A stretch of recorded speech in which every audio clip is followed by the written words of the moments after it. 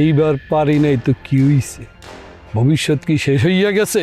হ্যাঁ হ্যাঁ, এবার মানুষ জেলে কি এখন যাইতে আছে না? এখনো যাইবে ভবিষ্যৎ। আসসালামু আলাইকুম দর্শক বন্ধুরা, সবাই কেমন আছেন? আশা করি সবাই ভালো আছেন।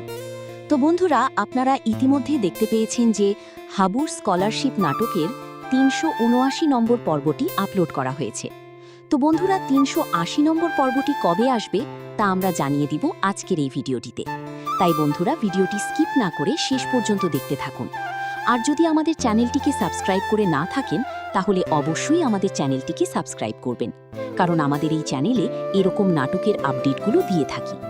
তো বন্ধুরা, আপনারা ইতিমধ্যেই দেখতে পেয়েছেন যে এই পর্বে মারজানের খালাস পাওয়ার পর গ্রামের সাধারণ মানুষ ও প্রভাবশালী জুম্মনের রাশিদ সীমান্ত মধ্যকার দ্বন্দ্ব আরও স্পষ্ট হয়ে উঠেছে।